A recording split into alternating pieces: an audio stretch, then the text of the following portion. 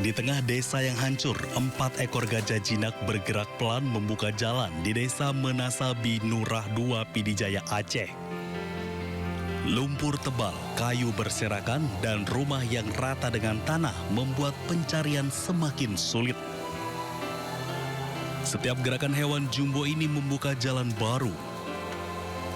Belalai mereka menggeser kayu yang menutup jalan, sementara pawang memandu perlahan agar gajah tidak menginjak puing yang di bawahnya dicurigai ada korban.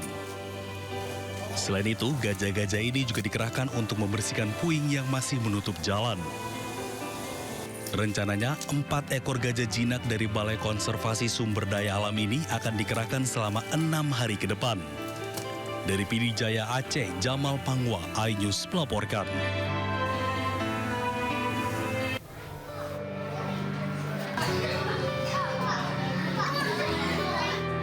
Dengan menggunakan pakaian seadanya, para siswa korban banjir bandang di 3 desa kecamatan Batang Toru, Kabupaten Tapanuli Selatan, Sumatera Utara, mengikuti ujian semester ganjil di sekolah.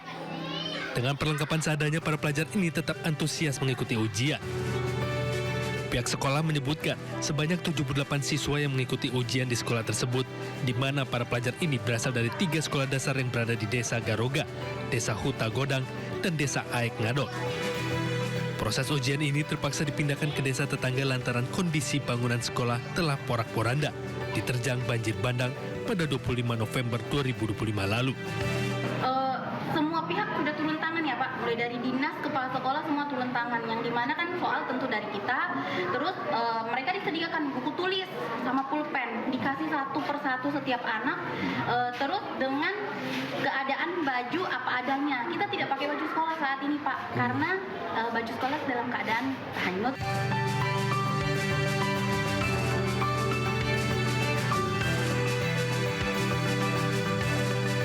Sementara itu sebanyak 94 murid SD 05 Batang Anai Kabupaten Padang Pariaman, Sumatera Barat terpaksa ujian di tenda darurat.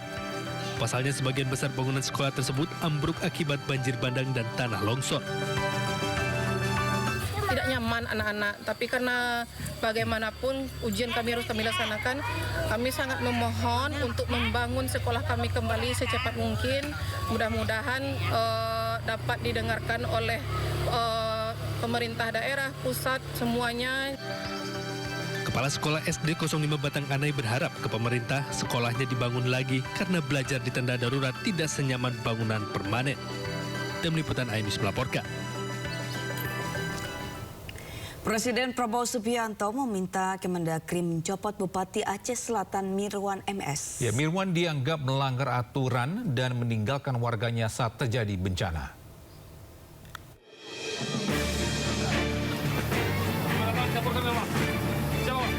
Presiden Prabowo Subianto angkat suara terkait Bupati Aceh Selatan yang melaksanakan umroh saat terjadi bencana di Sumatera.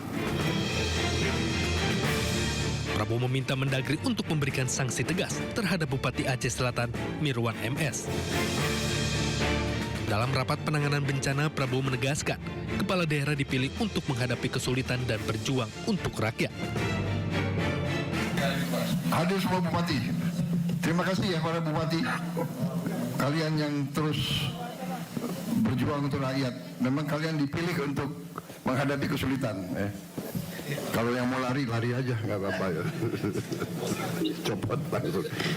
Mendagri bisa ya di prosesnya di... Bisa ya. Itu kalau tentara itu namanya desersi itu. Ya. Dalam keadaan bahaya meninggalkan anak buah. Waduh, itu nggak bisa tuh. Sorry itu. Menanggapi perintah Presiden ini, Wakil Menteri Dalam Negeri Bima Arya langsung bergerak. Menurut Bima, Bupati Aceh Selatan Mirwan MS tengah jalani pemeriksaan dari Inspektorat. Inspektor khusus langsung memeriksa Bupati Aceh Selatan. Dan Undang-Undang Nomor 23 Tahun 2014, di situ ada kewajiban bagi kepala daerah, larangan bagi kepala daerah, dan sanksi-sanksi apa. Nah, sanksinya diatur juga di situ. Mulai dari sanksi dalam bentuk teguran, peringatan, pemberhentian sementara, bahkan mungkin inspektorat bisa merekomendasikan untuk pemberhentian tetap. Diketahui bencana banjir dan longsor menerjang sebagian wilayah Aceh, Sumatera Utara, dan Sumatera Barat. Sedikitnya 11 kecamatan di Aceh terdampak bencana. Banyak warga mengungsi dan minim bantuan. Tim Liputan iNews melaporkan. Ya, sementara itu Bupati Aceh Selatan Mirwan MS mengaku telah meminta izin kepada gubernur untuk melakukan umroh. Mirwan mengaku berangkat ibadah umroh setelah kondisi Aceh Selatan membaik. Ya, itu dia sumbangan dari Gubernur Aceh ya. Tapi semoga itu menjadi ini ya, sumbangan dari Bupati yang kemarin berangkat umroh. Tadi ada obat-obatan juga, Ya, dibutuhkan alat ibadah. Semoga juga mungkin dibawa dibawakan langsung sama Bupati tersebut tadi ya. Baik, kita ke informasi selanjutnya di mana Menteri Keuangan Purbaya Yudi Sadewa mengatakan pemerintah masih memiliki alokasi dana APBD untuk penanganan bencana sebesar 5 triliun rupiah. Bahkan menurut Purbaya, untuk tahun 2026, Kementerian Keuangan menemukan ruang fiskal hingga 60 triliun rupiah. Ada masih anggaran untuk bencana, kan ada setiap tahun tuh 5T. Itu satu, nanti kita sudah sisir anggaran 2026. Sebelum ini kejadian sudah kita sisir sebetulnya untuk kegiatan-kegiatan yang tidak terlalu berguna, kayak rapat-rapat nggak jelas, itu segala macam. Jadi kita bukan potong anggaran ya, efisiensi kan. Sudah kita lihat itu ada sekitar, itu ada 60 triliun lah dapat. Jadi nggak usah terlalu khawatir, anggarannya ada.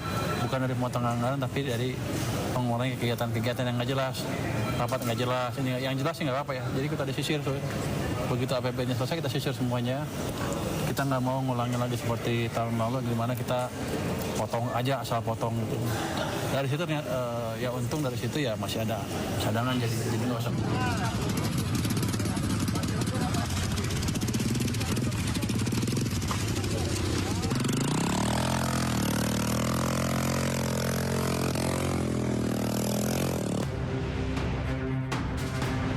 Ratusan warga benar meriah berjalan kaki melalui jalur bekas longsor yang terjal di wilayah Burnipase dan Seni Antara menuju Lok Sumawe untuk mencari bahan pokok.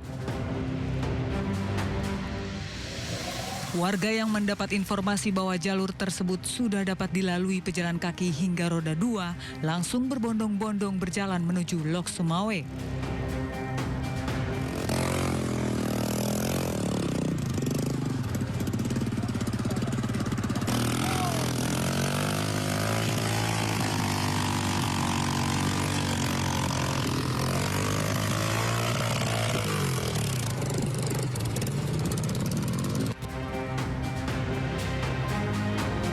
Ratusan warga ini nekat melalui medan licin dan terjal karena bahan pokok untuk bertahan hidup yang mereka miliki telah habis.